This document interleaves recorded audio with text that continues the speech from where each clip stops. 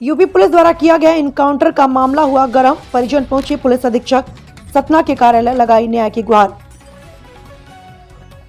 पंडवनिया जागीर नया गांव थाना का निवासी भालचंद्र यादव पिता राम अवतार यादव को कुछ ही दिन पहले यूपी एसटीएफ की पुलिस ने मुठभेड़ बताकर उसकी निर्मम हत्या कर मामले को दबाने की कोशिश की जा रही थी।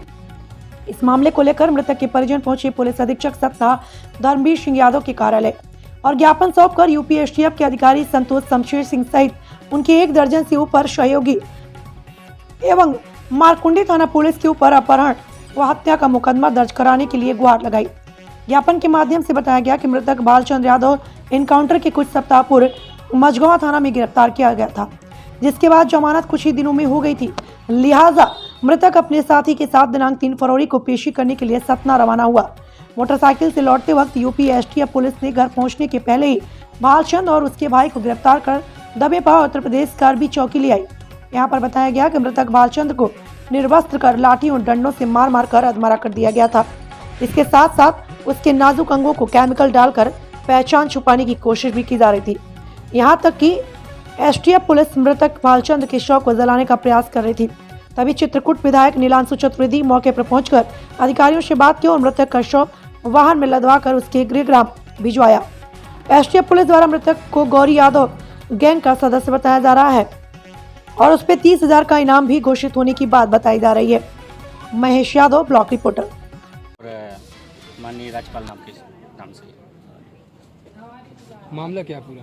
मामला ये है कि उसमें सबसे पहले 23 फरवरी को मझगांव पुलिस ने उसको अरेस्ट किया था किसी आपराधिक प्रकरण में। तो उस पर जब वो अरेस्ट करके जेल भेजा गया, 27 फरवरी को छूट करके घर आता है जमानत पे रिहा होकर के। तत्पश्चात वो 31 मार्च को माननीय न्यायालय सतना में अपनी हाजिरी देने आते हैं, पेशी करने आते हैं। यहाँ वहाँ से लगभग वो 11 साढ़े 11 बजे आते हैं और यहाँ पेशी लगभग 1:30-2 बजे करते हैं। 2 बजे के तत्पश्चात वो लोग अपने गांव जा रहे होते हैं। तो दोनों भाई थे साथ में, भालचंद्र और लालचंद्र। वो दोनों भाई जब जा रहे होते हैं तो भालचंद्र का तो ठीक है इनकाउंटर हो कर दिए, लेकिन जो जीवित है उनके द्वारा बताया गया कि हमको चितारा मोड़ के आसपास से उठा लिया गया 4 पहिए पे और हमारी बाइक भी ले जाई गई, जिस पे भालचंद्र को ले जा करके उसकी बॉडी पूरी तरह से बताती है, उसकी फ़ोटोज़ हैं कि एक तो उसके जो 7-8 फायर लगे हैं बॉडी पे, जो कपड़े पहने हुए कपड़े पे एक भी छिद्र नहीं है।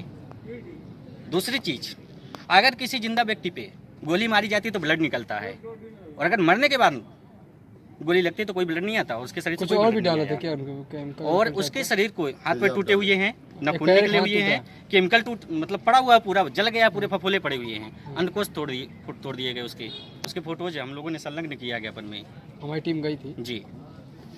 तो काउंटर किया गया यूपी एसटीएफ जब वो खुद सिलेंडर हो चुके थे तो यूपी पुलिस चाहती, ये कानून की हत्या है। यानी कि यदि कोई व्यक्ति अपराध करने के बाद यदि सुधरना चाहता है तो सुधरने के भी मौका नहीं देना चाह रहे, तो आदमी तो फिर अपराध की तरफ ही बढ़ेगा, क्यों नहीं? आखिर अगर वो अदालत आ रहा है, लगातार पेशी दे रहा है, तो फिर कोई भी पुलिस किस नियम के तहत कोई भी तरीके से एक इनाम घोषित करके और उसको उठा करके इनकाउंटर कर दे, तो आदमी अपराध की दुनिया छोड़ करके क्यों इस दुनिया पे आएगा?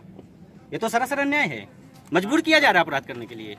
जब वो कोई क्राइम किया था यूपी में, तो जब वो यहाँ सरेंडर कर दिए थे या गिरफ्तार किया गया, जैसे भी जो दिखाया गया, तो यूपी एसटीएफ को या यूपी प्रशासन ने उसने मतलब उसको रिमांड पे क्यों नहीं लिया?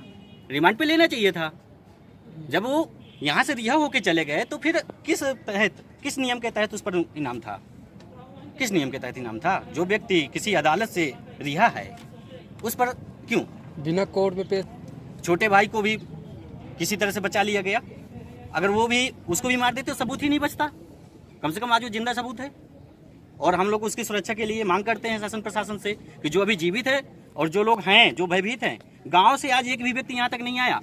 हम लोगों ने संपर्क किया लेकिन इतना भयभीत हैं कि वो कहते हैं भैया रास्ते में हमारी जिम्मेदारी कौन लेगा? आते जाते समय हमको भी उठा के ले जाएंगे और इनकाउंटर दिखा देंगे। अभी एडिशनल एसपी ने उन्होंने कहा कि हम सारी चीज़ें महसूस कर रहे हैं और देख रहे हैं, लगातार पढ़ रहे हैं और जो भी हुआ गलत हुआ। क्या कार्रवाई करने के लिए? जी, कार्रवाई करने के लिए उन्होंने ये भी कहा कि आप कोर्ट से भी जाइए और यहाँ से हम जो चीज़ें महसूस कर रहे हैं उस पर हम लोग कार्रवाई करेंगे। हम लोगों ने FIR के लिए भी मांग की है कि उनके विरुद्ध FIR दर्ज हो और उस पर कार्रवाई कराई जाए। ये सीधा 302 का नाम। क्या नाम आपका? राजा भैया यादव। मैं पंडवनिया ग्राम पंचायत निवासी हूँ और बहुजन समाज पार्टी में विधानसभा उपाध्यक्ष हूँ, चित्रकूट।